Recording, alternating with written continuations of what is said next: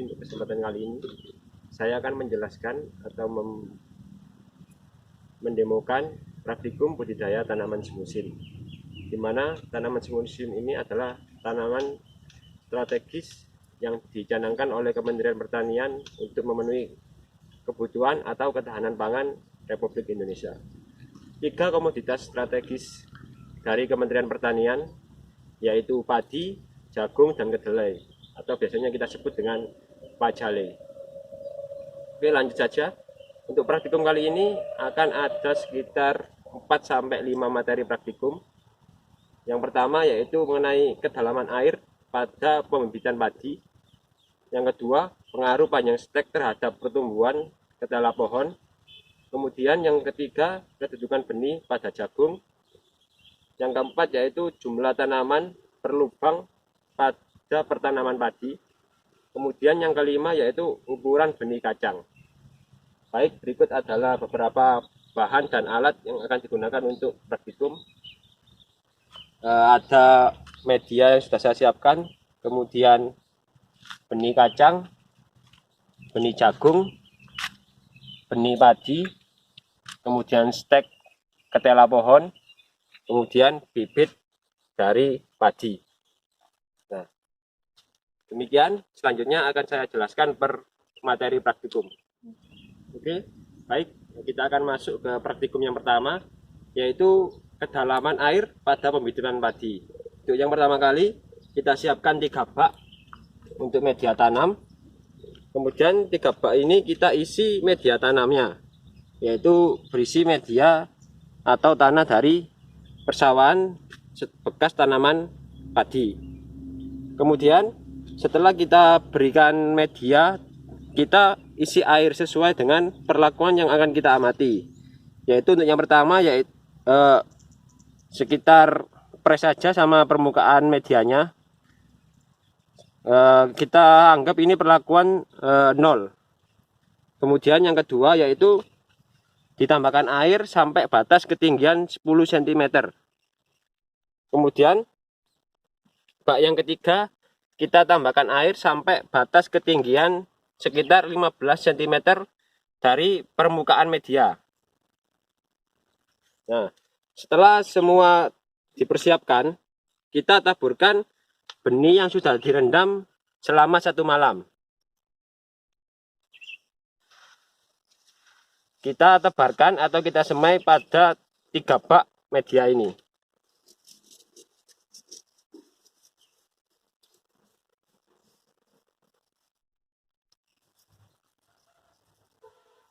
Nah, sedikit-sedikit saja. Kita lakukan pada seluruh bak yang kita siapkan.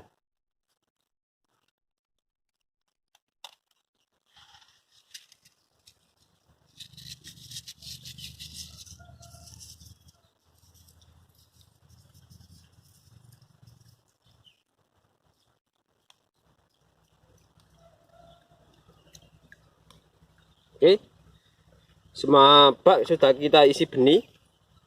Nah, untuk parameter pengamatannya ada beberapa parameter pengamatan, yaitu yang pertama waktu benih tumbuh atau lama waktu yang dibutuhkan benih untuk tumbuh. Kemudian yang kedua yaitu tinggi tanaman setiap 1 minggu sekali. Yang kedua yaitu panjang pelepah. Dan yang ketiga yaitu jumlah anakan. Kemudian setelah umur 4-6 minggu, bibit kita cabut, kemudian kita timbang bobot basah dan bobot keringnya. Oke, untuk praktikum yang pertama ini saya kira cukup. Kita lanjut ke praktikum yang kedua.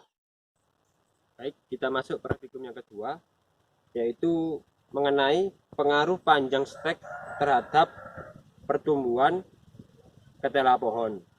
Nah, untuk alat dan bahannya, yang pertama alatnya ada cangkul, ada cetok, kemudian ada penggaris.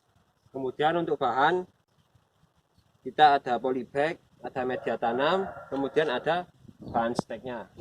Nah, ini sudah saya persiapkan agar cepat. Nah, selanjutnya untuk bahan tanam ini kita bagi 3. Yang pertama dengan panjang 10 cm, 25 cm, dan 50 cm. Di sini yang kita ketahui bahwa bahan tanam atau bahan stek ini mempengaruhi produktivitas dari ketela pohon. Dimana apabila panjangnya terlalu pendek seperti ini, maka cadangan makanannya otomatis sedikit dan untuk dia tumbuh membutuhkan waktu yang sangat lama. Kemudian sebaliknya, apabila bahan tanamnya terlalu panjang, maka dia pertumbuhan tunasnya memang benar akan cepat karena cadangan makanannya banyak. Akan tetapi kelemahannya dia pertumbuhan akarnya lambat. Jadi untuk produktivitasnya dia rendah. Baik, langsung saja kita mulai tanam. Hati-hati jangan sampai kebalik.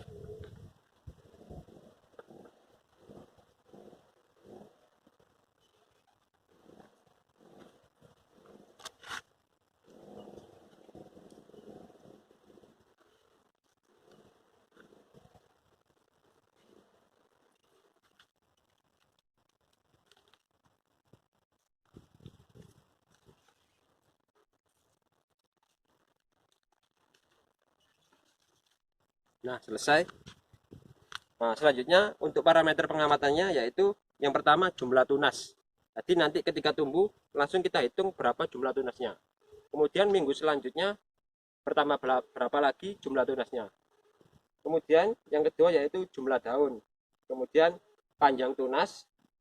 Kemudian nanti ketika sekitar umur 6-8 minggu kita cabut, kita hitung jumlah akar dan panjang akarnya. Oke, untuk praktikum yang kedua ini sudah cukup. Praktikum yang ketiga yaitu kedudukan benih pada jagung. Nah, kenapa kita berikan materi ini? Nah, kedudukan benih pada jagung seperti ini sebenarnya. Nah, ini kan satu utuh tanaman jagung. Nah, ini ada pangkal, ada bagian tengah, kemudian ada bagian ujung. Nah, biasanya orang berpikir itu yang ujung dia hanya sedikit mendapatkan nutrisi. Nah, oleh karena itu kebanyakan orang pikir atau ragu-ragu, wah kalau ujung ini dijadikan bibit, apakah bisa baik hasilnya? Oke, untuk itu kita lakukan percobaan kali ini. Nah, untuk percobaan kali ini untuk alat dan bahan seperti percobaan sebelumnya yaitu ada cangkul, kemudian cetok, kemudian untuk bahannya ada media tanam, ada bahan tanamnya. Nah, bahan tanamnya jagung sudah saya persiapkan sebelumnya, saya pipil ini. Sebelumnya saya bagi 3 dulu, bagian ujung, bagian tengah, dan bagian pangkal. Kemudian saya pipil, kemudian sudah saya rendam selama 1 malam. Nah, selanjutnya kita tanam. Nah, untuk setiap polybag kita berikan 10 aja.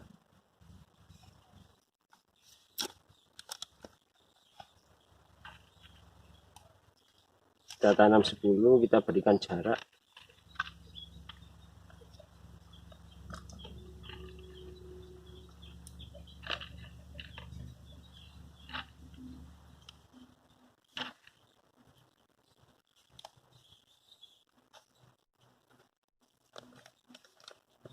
Kemudian yang bagian tengah.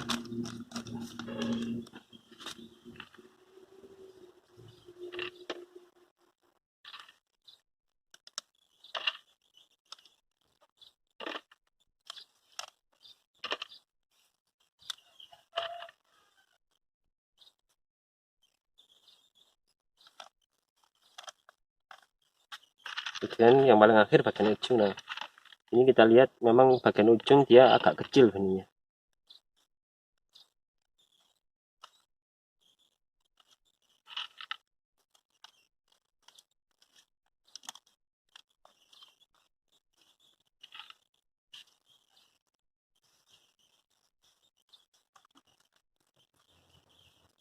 Oke, selesai. Nah, sudah kita tanam semua.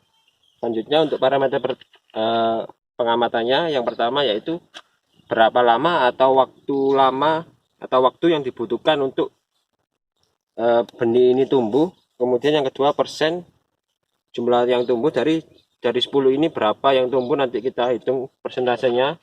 Kemudian yang ketiga seperti biasa tinggi tanaman, jumlah daun, dan yang paling akhir yaitu sekitar umur 2 bulan kita cabut, kita amati akarnya, kita ukur panjang akar, kemudian kita timbang bobot berat keringnya. Oke, terima kasih. Selanjutnya sekarang kita masuk ke praktikum yang terakhir atau praktikum yang kelima dengan judul yaitu jumlah bibit tanaman padi per lubangnya atau jumlah tanaman atau bibit per lubang pada komoditas tanaman padi ini. Nah, seperti yang kita tahu, untuk alat dan bahannya ada ember 3, kemudian kita isi media tanam, kemudian untuk bahan tanamnya kita siapkan bibit padi yang sudah berumur sekitar 2 minggu atau 14 hari. Nah, di sini untuk perlakuannya yaitu menanam bibit padi ini dengan yang pertama yaitu satu lubangnya satu tanaman, yang kedua satu lubang 3 tanaman, dan yang ketiga satu lubang 3 tanaman. Nah, kenapa kita harus melakukan ini? Karena kita tahu bahwa produktivitas dalam budidaya tanaman dipengaruhi oleh 2 faktor. Yang pertama yaitu faktor genetis dan faktor lingkungan. Nah, sekarang kita sudah menggunakan bibit unggul, tapi ternyata pada prakteknya kita malah tidak memperhatikan dari faktor lingkungannya, sehingga faktor genetis ini tidak dapat sampai dalam fase puncaknya. Oleh karena itu, kita harus benar-benar menyeimbangkan antara faktor lingkungan dan faktor genetis. Salah satu caranya adalah seperti ini. Nah, mari kita tanam.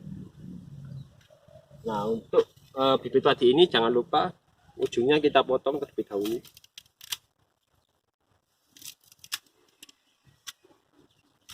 Nah, untuk jarak tanamnya sekitar 20 cm. Oke. Ini satu lubang, satu tanaman.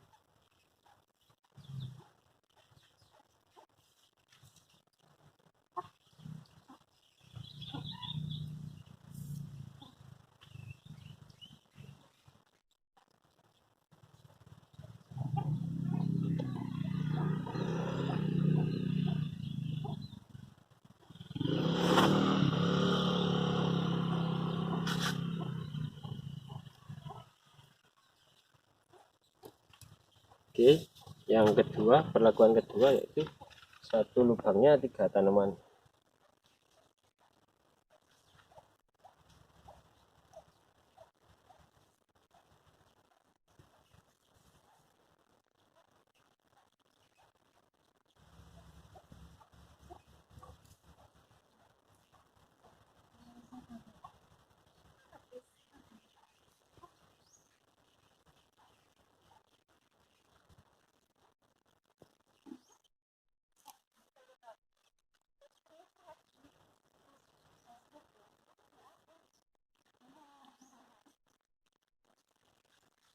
Oke, yang terakhir kita gunakan 6 tanaman per lubang.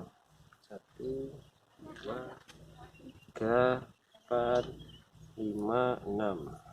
Oke. Jaraknya sama, 20 kali 10 cm.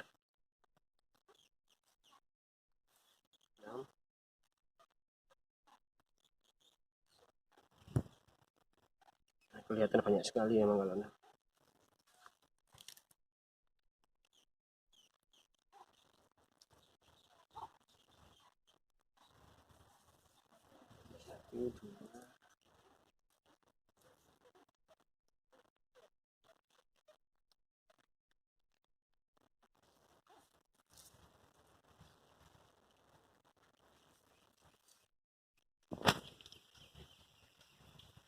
Nah,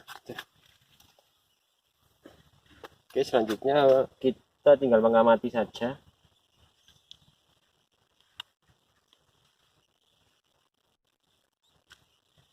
Jadi nanti kita amati panjang tanamannya, kemudian jumlah anakannya, kemudian nanti sekitar 6-8 minggu kita amati bobot keringnya. Oke, terima kasih. Saya ucapkan sekali lagi terima kasih karena telah melakukan serangkaian praktikum dari praktikum yang pertama sampai praktikum yang terakhir. Semoga ini bermanfaat dan mohon maklum atas segala kekurangannya karena memang saat ini kondisi sedang pandemi COVID-19, jadi kita tidak bisa melakukan praktikum yang sesungguhnya. Jadi ini hanya untuk sekedar simulasi saja. Oke, terima kasih. Wassalamualaikum warahmatullahi wabarakatuh.